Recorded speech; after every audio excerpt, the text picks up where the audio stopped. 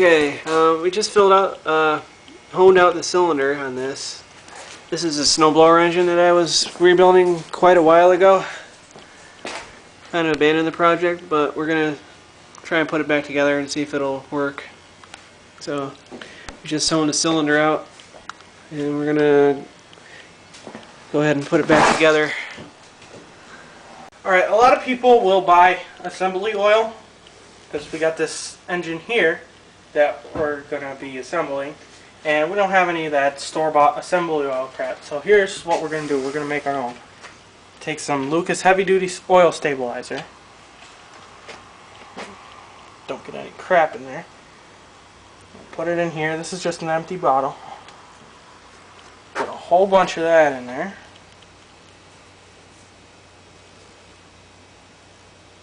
This stuff is similar to STP. You can use STP, but this is better.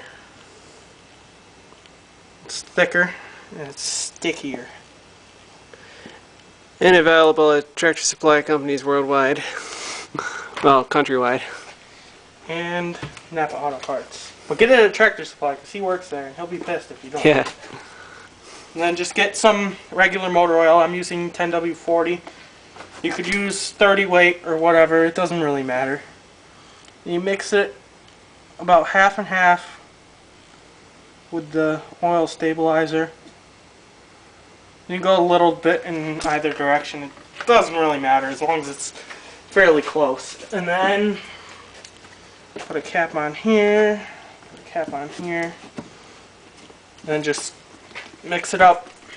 Don't shake it too hard because you get it full of bubbles and it'll be annoying, but you mix that up and then you've got this ready to go. You can just pour it out like this. It's nice and thick and stringy, and it's great for assembly oil, which is what we're using it for. Thanks for watching.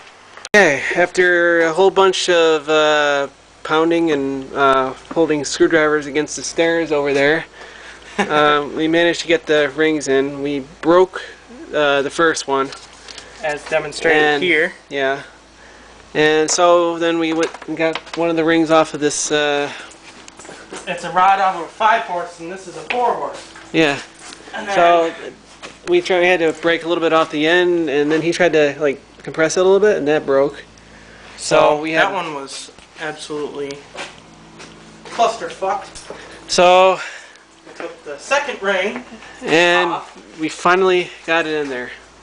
And it fits very tight, so this is probably going to have a shitload of compression. Yeah. And now let's talk about the crank. Crank is pretty scored up. Actually, I used some emery paper on it a little bit. I put it in a vise, I think, and just like all over it. And but the main bearing surface looks pretty good, and this we're going to sand off the rust. Yep. And the cylinder looks real good now that it's honed. Yeah. And oh, don't forget to tell them I accidentally fucked up and knocked the piston out. Yeah. Oh yeah. And we had the ring in, so we were testing to see if it would go up and down smoothly. And he pushed the piston right back out in the ring. We had to start all over again. Even with the oil ring. Yep. Even with the oil ring and everything. But it's in now, and it's not coming back out. So we'll give you. Back out, I will kill it. Yeah. So we'll give you an update as soon as we get a little bit farther. All right. We got the crank bolted down in there, the crankshaft, and we're about to put in the lifters, and we're about to put in the gear as well, cam. So but somebody didn't mark the cam when he took it out of the engine. yeah, somebody forgot to do that, so some jerk off. So we're gonna have to figure it out. We don't know which mark you're supposed to go by. Oh, there's a mark right there. Alright, so we're gonna assume, which isn't good. Never assume, because that makes an ass out of you and me. yeah. We got that mark lined up with this, and let's see. I think one of the lifters is pushed up just bad. Can't really tell. Nope, they're both down. Okay. This should be it. Okay. We're hoping. So we got this mark lined up with the key in the flywheel, so we're gonna hope that that's right.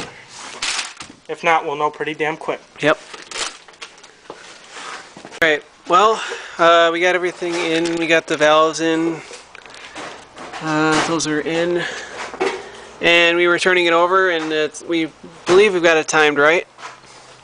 Everything's looking good. We got plenty of assembly oil all over everything. So he's looking for a brake cylinder hone so we can hone out the main bearing a little bit. But there is one slight complication.